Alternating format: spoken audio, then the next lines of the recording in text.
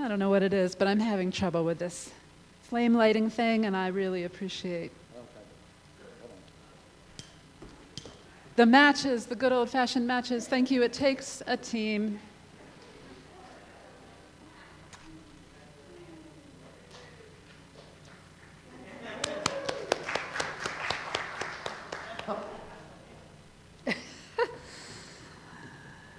Thank you. And thank you also to Cynthia and Carol and Brad for that wonderful prelude. My name is Wendy Bell, and I'm the interim senior minister here. And the opening words this morning are from my colleague, Karen Johnson.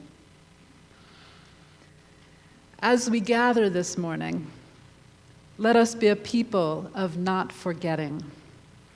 Let us practice holding collective memories that might otherwise slip into the enormous void that sucks at and corrodes any future we hold dear. Let us practice honoring truth-telling, up from the past that must come fully into the now, lest we falter and fail, lest the whole remain in pieces. Let not our need for comfort or simplicity, for easy forgiveness or false pardon, smother the heartbreak that still needs healing. Let us practice resilience and reckoning. Let us marry memory with promise. Let us dance in the tension we find there. Let us rest in the integrity we cultivate there. Let us be partners with the possibility that emerges there. It is good to be together. Come, let us worship.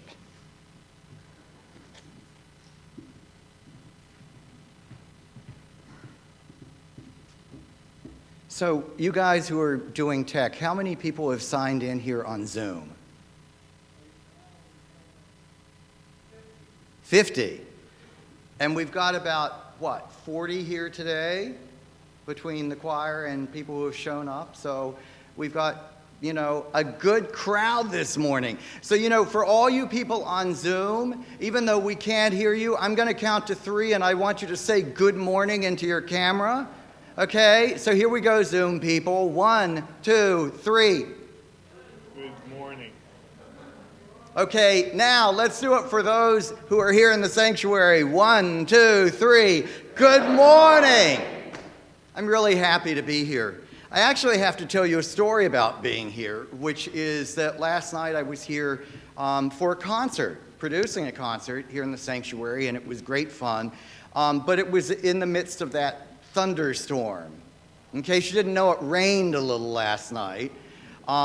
And Ben was getting out of the car behind the church, and as he got out of the car, say between here and the TV screen over there, lightning struck the ground, and this entire building shook to the foundation, and the chandelier started to sway.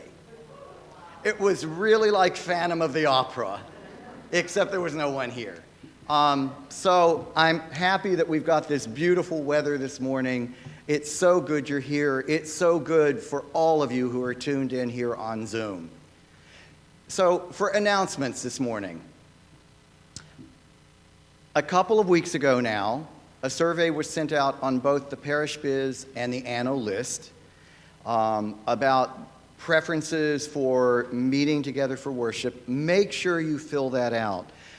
Stacy Katz will be sending out another copy of it probably in the coming week, but make that a priority. It's very important to us. It helps us make decisions to know what you prefer to do. In the meanwhile, if you have any need for assistance or questions or whatever, make sure that you reach out and you contact Wendy or Annie or me or Lisa Maria. We're there for you, and just ask us any questions that would help you get more information and help you decide what to do. So I got this message from Annie this morning. So I know many people were looking for more connection here at First Parish. In order to foster connection, Reverend Annie is coordinating a program for 2022 consisting of 6 monthly small group ministry sessions based on monthly themes. She will provide the outline for the session and will support with scheduling. The groups will be facilitated by volunteers. Annie will be holding a sample session on Tuesday, November 30th from 7 to 8:30 p.m. If you are interested in that specific session, please check your email to find the sign-up form, which will help determine if the group is held online or in person. The deadline to sign up for the program in 2022 is December 6th, and that sign-up can also be found in the same email, so look for that email. This year, the Earth Connections team is coordinating a spiritual exploration of the themes in the book Braiding Sweetgrass. The next Braiding Sweetgrass book discussion is next Sunday, November 21st, after the service at 11:30 a.m. Whether or not you read the book or came to the last book discussion, you are welcome to participate in this one. There will be an in-person option at church in small groups with masks, as well as a Zoom option. You may RSVP in the link we will put in the chat, and the information will also be sent out to the Anno list with the discussion questions. Not through yet. Our required fall meeting of the parish is taking place via Zoom today at 4 p.m. This will not be an in-person meeting. It will only be on Zoom. Since this is a church membership-only announcement, a link was sent out on the parish biz list. It will not be sent out on the announcements list, so if you did not get the link, please contact Bob Dorr or another church member in order to get the link. That's enough announcements for this morning. Let's do our Unison Affirmation. Please stand if you're able. Love is the spirit of this church, and service is its law. This is our great covenant, to dwell together in peace, to seek the truth in love, and to help one another. El amor es el espíritu de esta iglesia, y el servicio es su ley. Este es nuestro gran pacto, vivir juntos en paz, buscar la verdad en el amor y ayudarnos los unos a los otros. For our next reading, we have a poem that's going to be read by Lois Pulliam, and you've got to give me a second because she's not coming up here. I'm taking the mic to her.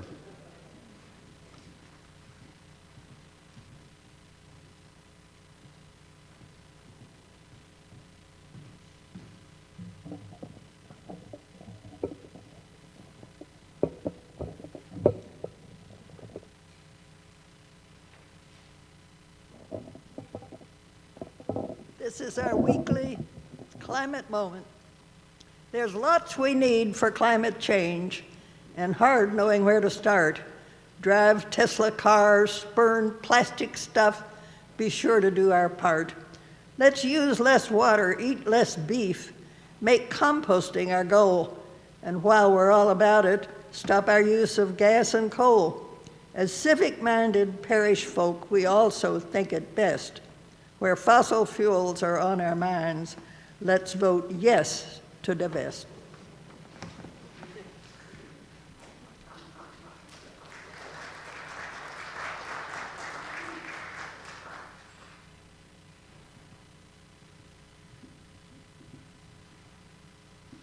Thank you, Lois, for that poem.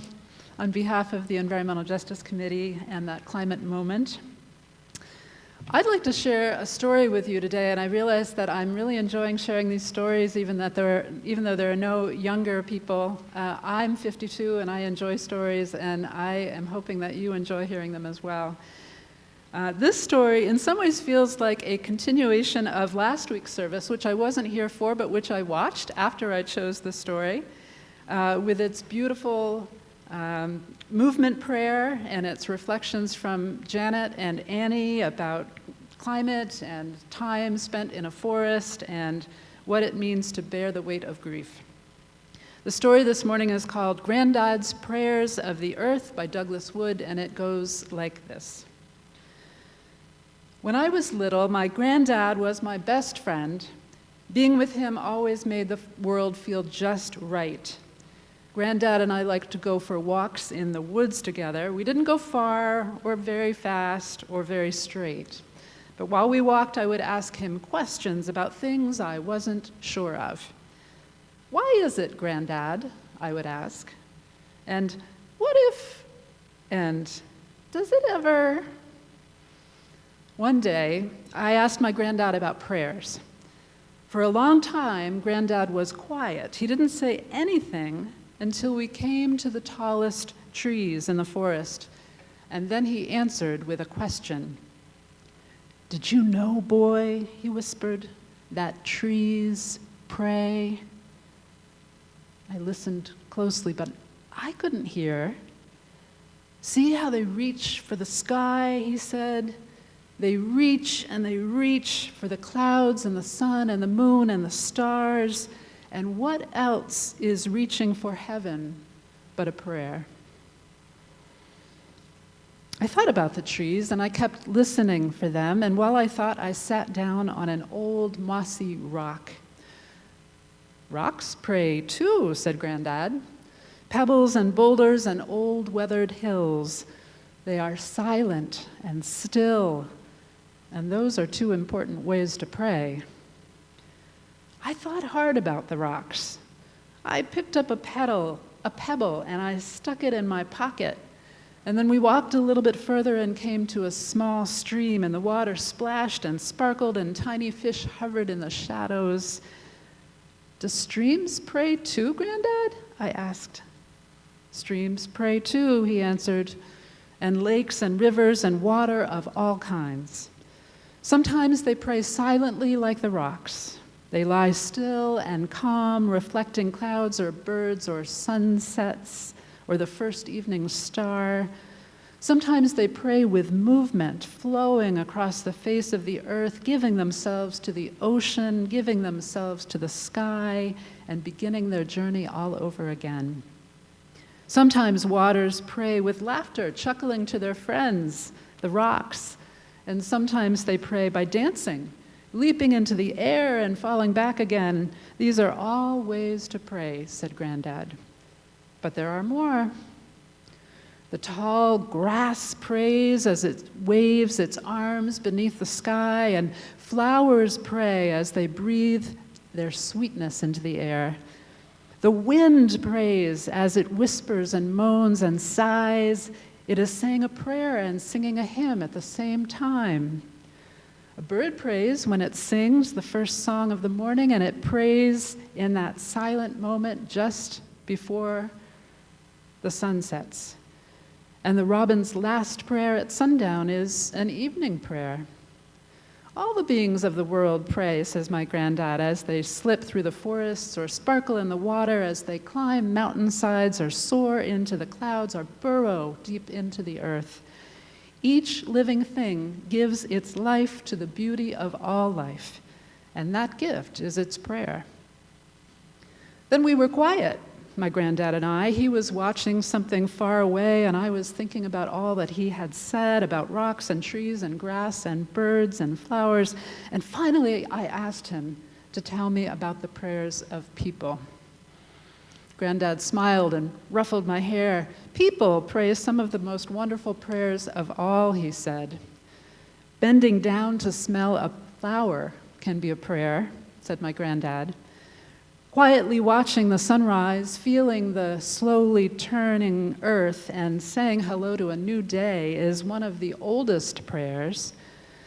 Standing in a snowy wood on a winter day and watching your breath become the breath of the world is a way to pray. Making music or painting a picture can be a prayer. Holding hands around the table with family and friends, remembering all that holds us together and giving thanks is one of the greatest prayers. Sometimes, said Granddad, people pray when they are sad or sick or lonely or have a problem too big to carry by themselves. They may say words that they have learned from their fathers or mothers or granddads or great-grandmothers, but often they must find their own words. The important thing to remember is that the words will always be right if they are real and true and come from the heart. We had walked far enough, and Granddad said it was time to go back, but I had one last question. Are our prayers answered, Granddad? Granddad smiled. Most prayers are not really questions, he said, and if we listen very closely, a prayer is often its own answer. Like the trees and wind and waters, we pray because we are here, not to change the world, but to change ourselves. Because when we change, the world is changed. My granddad and I went for many walks after that one, and I often listened for the prayers of the earth, but I was never sure I heard them. Then one day my granddad was gone, and no matter how hard I prayed, he didn't come back. He couldn't come back. I prayed and prayed and prayed until I couldn't pray anymore. And so I didn't for a long time. And the world seemed dark and lonely without my granddad in it. Until one day I went for a walk. I found a big rock under some tall trees, and I sat down under it, and overhead the branches swayed and a breeze whispered through the leaves. I heard a stream flowing nearby and a robin singing on a honeysuckle bush. And I heard something else too. Something in the sounds of breezes and birds and water. I heard prayers. The earth was praying like my granddad had said. So I joined in. Thank you, I prayed, for tall trees and sweet flowers and for still rocks and singing birds and especially for my granddad. And as I prayed, something changed. And my granddad seemed somehow near. And for the first time in a long time, the world seemed right.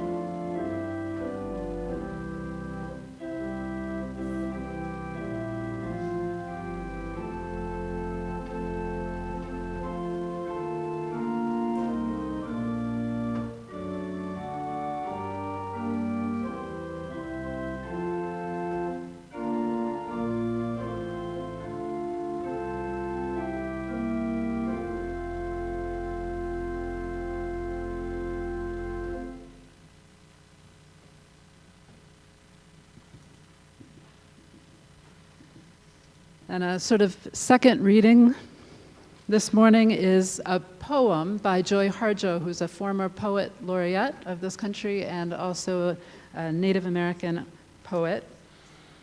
She writes in this poem, remembering, "Remember the sky that you were born under. Know each of the stars' stories.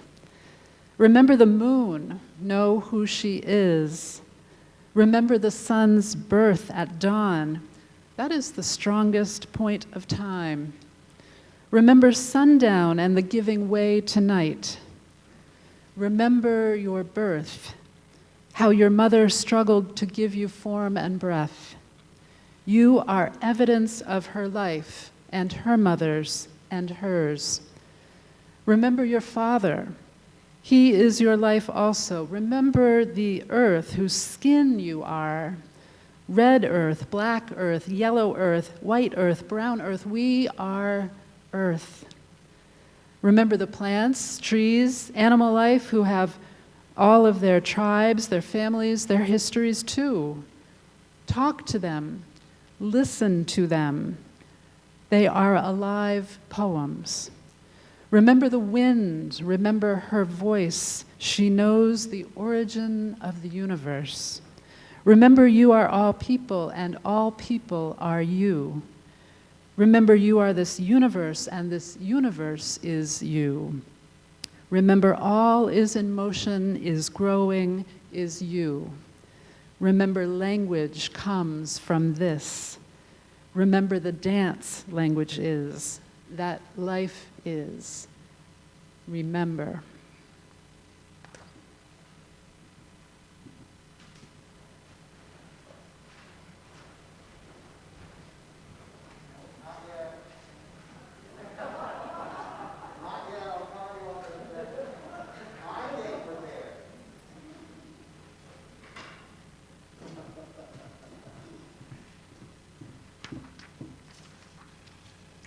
You know, the other thing that I'm grateful for is that someone's actually sitting up there in the balcony, or in the gallery. Makes things feel a little more normal. So in 1985, at a firehouse in Germany, Franz Biebel, who was a fireman, decided that he was going to write a piece of music to give his fellow firemen something to sing together in order to remember, in order to have hope, and to have comfort. A prayer, as it were. As Wendy said, music sometimes is a prayer.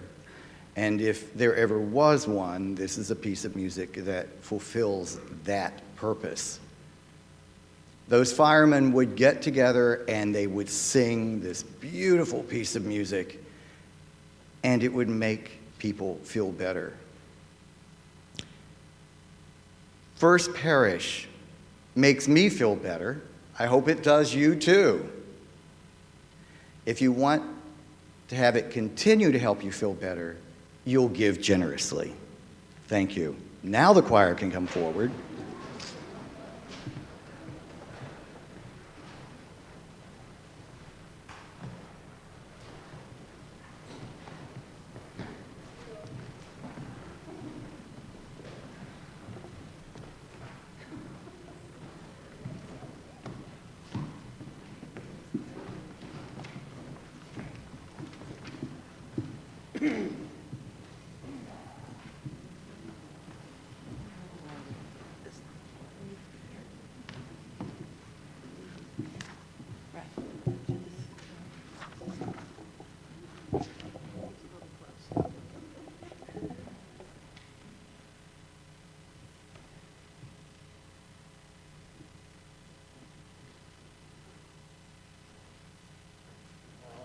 Angelus Domini, nun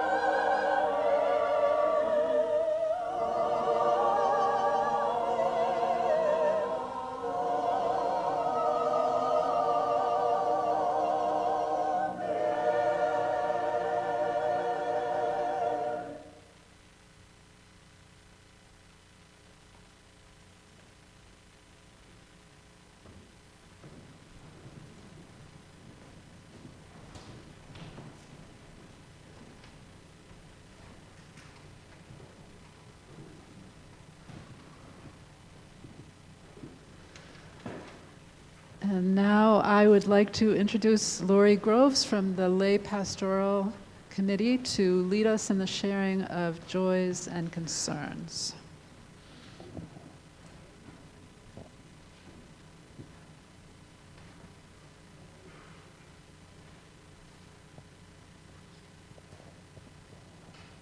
Good morning. I'm Lori Groves. I'm a member of the Lay Pastoral Care Team, and I invite you all in the sanctuary to come up and light a candle of joy or a concern that touches your heart right now. Those on Zoom, there'll be somebody from the tech team who will be seeing if you raise your hand, and we'll give you the opportunity to speak also. Great. Not many people have their video on, so I can quickly scan. I'm not seeing anyone else. So we'll turn it back to the sanctuary. Thank you, guys. Thank you. Thank you, everybody, for sharing. And I'll light one last candle for all those joys and concerns that we keep within our hearts. Also, I'll be up at the candle stand at the end of the service if anybody would like to light a private candle.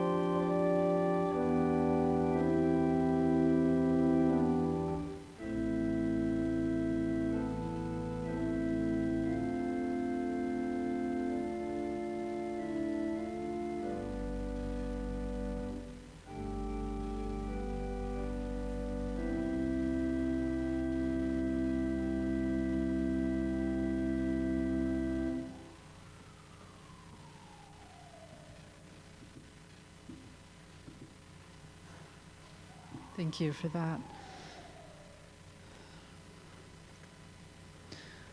Well, things out there in the world feel a little bit like they're really heating up, and I don't mean in terms of temperatures and climate change alone. I'm also thinking about all of the heated rhetoric we've been hearing over things like critical race theory and the banning of books, angry protesters at local school board meetings, and parents calling on schools and libraries to remove books about anti-racism and LGBTQ-related topics. These are essentially attempts to keep people from teaching and learning vital parts of our nation's history and identity, attempts to recenter whiteness and heteronormativity, attempts to erase both the past and the present.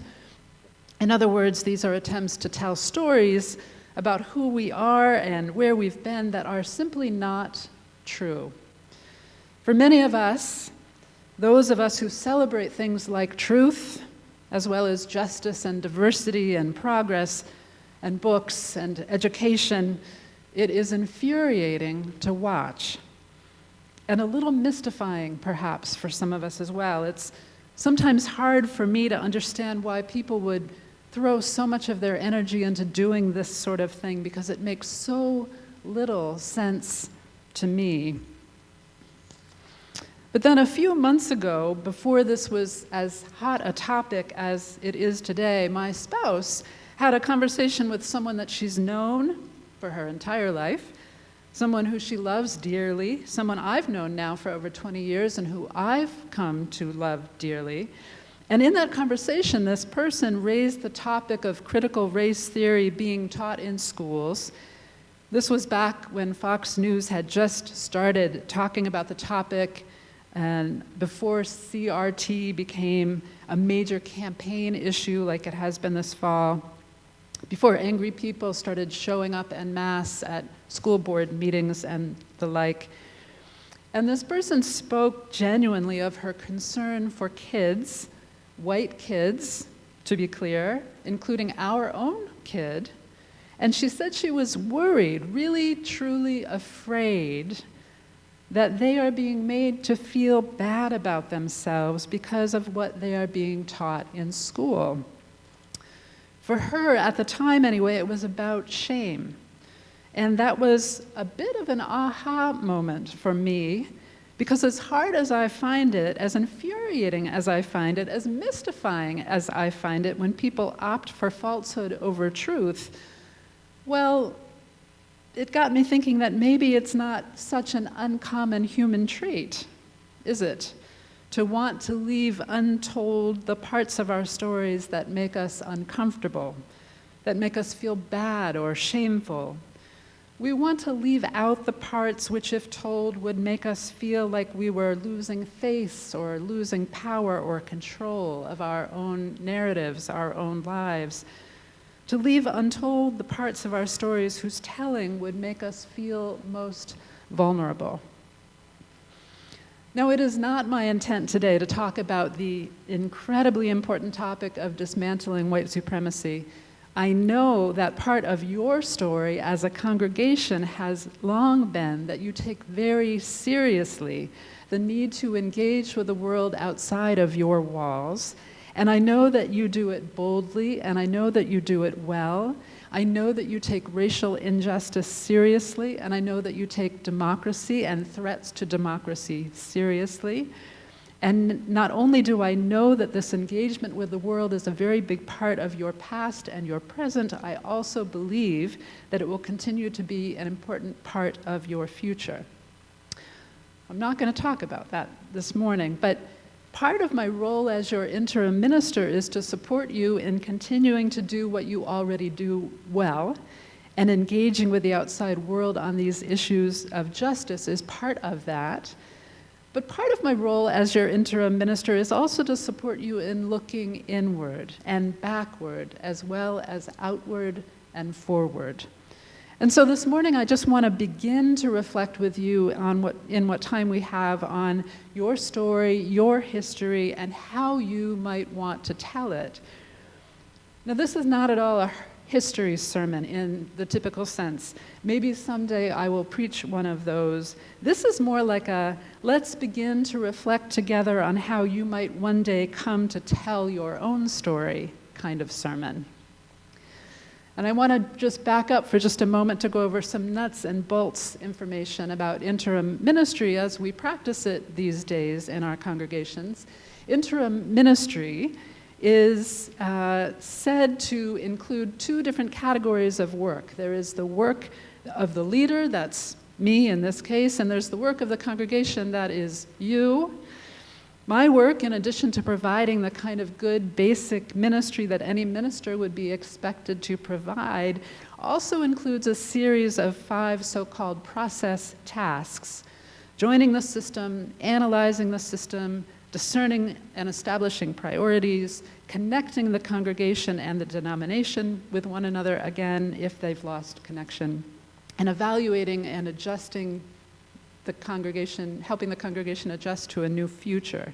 Your work, in addition to doing some of the good basic things that any congregation would be expected to do, also includes 5 so-called focus points, which I've mentioned before, but here they are again briefly. Heritage, reviewing how the congregation has been shaped and formed. leadership, reviewing member needs and its way of organizing and developing new and effective leadership, mission, defining and redefining a sense of purpose and direction, connections, including all of the relationships that a faith community has and builds outside of itself, and finally, future, developing congregational and pastoral profiles. At a recent meeting of the parish board, we reviewed these focus tasks, and the parish board committed to establishing a transition team to work closely with me to help you do this work. And our hope that this transition team will be in place by the end of December and begin its work with me in January. The role of the transition team is to help guide the congregation through the first few of those 5 points that I mentioned, beginning with heritage and history. And the goal is to begin a conversation about who you are and who you have been that can lead to a conversation about who you want to become. Later in the course of this interim time, you will elect a search committee that will take over the last of those 5 focus points by preparing an actual congregational record, which will in part tell the story for ministers, for applicants, about who this congregation is and what kind of a minister you are seeking at this time to partner with you in the role of senior minister. What I'd like to do this morning is just to start the process, to get the ball rolling, to have you begin to reflect not so much on the particulars of your history as a congregation, but on how we tell stories and how to tell them true. As I've begun my work with you, joining and beginning to analyze the system and discerning priorities, it has been my practice when I meet you, whether as individuals or in small groups or as part of those getting to know you Zoom sessions, to begin by asking some simple questions. How long have you been a part of this congregation? Who was the minister here when you first arrived? And as part of those conversations, I've begun to hear little bits and pieces of some of your history. I've heard a few stories, for example, about the high pulpit that used to exist in this space. There are people in this room nodding. Yes, see, there's a story there, and I haven't even heard all of it, but I've heard a little bit of it. I've heard a little bit about the renovations that took place in this building and the need for the pulpit to be removed and some of the feelings, one way or another, that accompanied the removal of that high pulpit. And I've heard a little bit about that difficult time a few years ago when the decision was made to let go of a staff member, and that it was a pretty painful time for many of you. But mostly what I've heard so far in those very general getting to know you kinds of conversations has been the good stuff, right? Time and time again, I've heard about what a great congregation this is, how friendships have been forged and lives have been changed and even saved by the extraordinary care that you've offered to one another during difficult times in your lives. I've heard many of you express pride in your many high-profile ministers and the amazing social justice work that you've done together through the years, all of which is wonderful and all of which is true. And I look forward to the more formal and focused opportunities that we will have later in the year to hear more of your stories, more of your history, and for the opportunities for you to hear one another's stories as well, of what the congregation was like when you joined, and the ways in which it has changed or not during that time. Stories about how your participation in this congregation has impacted you, comforted you, challenged you, changed you even. Storytelling and sharing is so important during the interim time. It can be healing in some cases, it can be revitalizing in almost all cases. It is largely through the sharing of our stories with one another that members of congregations can begin to develop a deeper sense of connection to one another and to the congregation as a whole. And with that deeper sense of connection comes a deeper sense of belonging and commitment to the congregation and its people and its mission. A woman named Rachel Coleman wrote in an article called How Family Stories Shape Our Identities that our stories give us a sense of belonging and help to create a core sense of identity. But she says it's important not just to share the good stuff, the happy stuff, the successes, the accomplishments, and the achievements. There's also great value in sharing some of the harder stuff. When facing challenges, she says, we can draw strength from the stories of relatives who have also struggled with similar challenges and obstacles and were then able to overcome them. Knowing that our forebearers triumphed over hard things gives us the faith and the hope to know that we will too. But we don't always like to share those stories. We tend not to enjoy so much the revisiting of challenges or hard times. It doesn't always feel good. It can make us feel pretty darn uncomfortable sometimes. Now, one criticism that I've heard of Facebook, and there are many criticisms of Facebook to be made, but one of them has to do with how we tend to use it so often, the way we put our best faces forward. Right? If you're on Facebook, you know this. We tend to tell the best stories of our lives, the highlights of our lives, the shiniest parts of our lives. And in sharing those, it can make us feel good about ourselves, but it can also have an effect of making people who read our stories feel a little worse or a little unsure, a little tentative, a little doubtful. Are they really like that? Are their lives really that shiny? We ask of other people sometimes, and they ask of us. Why is it so easy for everyone else? Some people wonder. It isn't that what we post isn't true. It's just that it isn't the whole story. And so it isn't, in the deepest sense, real. Though I could give an impressive list of things that I've accomplished, which is, in essence, a resume, right? We've all done it.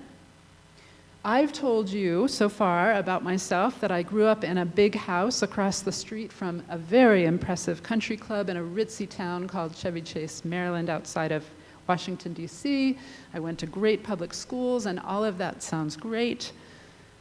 But the story of my childhood is also the story of my family of origin, the people with whom I grew up in that house. And it's a complicated story, a story complicated by mental illness issues and alcoholism and divorce. And I struggled as a kid, but I learned a lot from that. I grew a lot from what I learned. And I would not be the person that I am today without having had those experiences.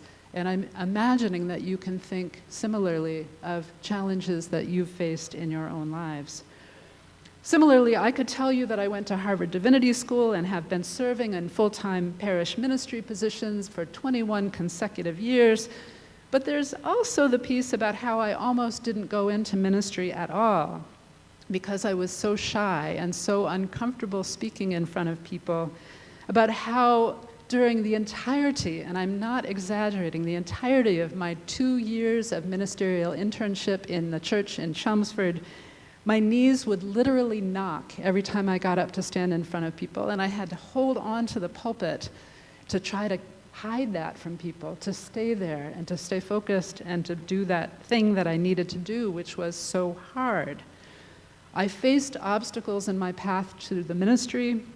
I overcame them, I learned, and I grew. I told you the story of Rocket a few weeks ago, about a month ago, the horse, and how one of my skills now is listening and being able to understand horses and respond to them with deep compassion. And I may have impressed you with some of that, but I could also tell you about another time when I was much younger, back when I still thought that it was possible to control a horse, a time when I absolutely lost my temper during a lesson, when riding a horse who wasn't listening to me, how I got so frustrated, and how I hit that horse so hard repeatedly with a crop that I actually, though I didn't hurt the horse long term, I promise, broke the crop. That's how mad I was. That's how frustrated I was. That's how bad I was at listening in that moment, at that time. And it's a story of how I felt so terrible afterwards, so ashamed and so regretful. And it's a story about how I kept that broken crop for years as a painful reminder of that day, and how I hoped to never do that again. And I overcame that, and I grew from it, that experience, and from the pain of it as well. The happy stories of our successes may be true. The stories of our struggles are also true. And when we tell them together, they make a far more real story. I've been recently reading a book by George Saunders, who's a professor of writing, in a book on the craft of storytelling. And it's from that book that the quote in the order of service is taken, the thought to ponder. He writes, "In a story, a good story, he means, attribute must meet adversity." And I have been thinking about how that's also true not only in fictional storytelling, but also in congregational life and in human development in general. As an interim, I have read a lot of congregational records, and I've talked to a lot of potential applicants about the profiles, about the stories that congregations tell about themselves. And what I've noticed is that sometimes when a minister, an applicant, reads a glowing profile, one that only lists the achievements about a congregation, the best ones, the best applicants are the ones who say, well, what's the rest of the story, right? Where's the adversity in addition to the attributes? What are the challenges this congregation has faced? What are the obstacles? How have they risen to meet those challenges along their way to greatness? What about the times when they faced conflict, for instance? Every congregation has to deal with conflict of some kind or another. After all, congregations are made up of people, and as they tell me, people are only human. What have they learned from those times of conflict? They want to know. What did they learn? How did they grow? How did they manage? Did they get help? Did they do the work that was necessary to learn new skills? How have they matured? I'd like to invite you to take some time in the coming weeks to reflect on your own or with each other on some of the stories that you know about this congregation. We will come back to exploring more thoroughly and more directly the history that you share. But in the meantime, I want you to just begin to reflect on your own. Not just on the easy, the good, the great, although those are really important and true, but also on some of the challenges that you've faced together and what you've learned from them, or the places where you may feel that there is still more learning to be done. It takes a special kind of courage and chutzpah to share real stories, to face the discomfort, to be vulnerable in the face of our imperfections. But then again, it takes a certain kind of courage to sue a town over solar panels. So I know that you have the courage and chutzpah that you need.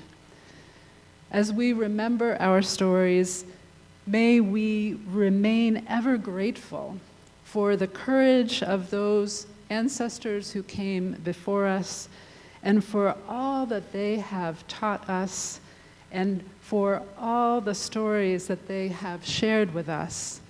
And may we continue to have the courage to tell our stories to those who will come after. Amen, and blessed be.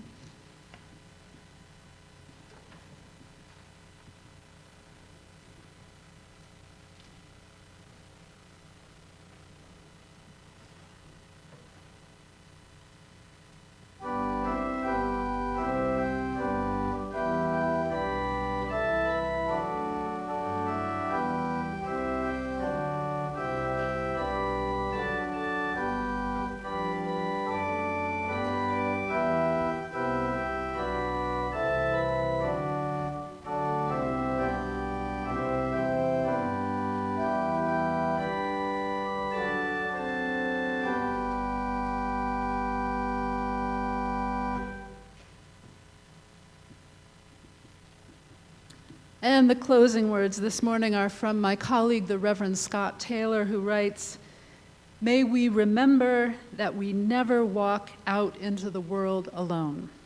We stand on the shoulders of brave and generous ones who have gone before. We walk beside companions ready to catch us when we fall. We hold memories of dear ones in our hearts who keep us connected to our center. May we make this our most important work, to remember that who we are does not end at the edges of our own skin. Go in peace and return again in peace and love. Amen."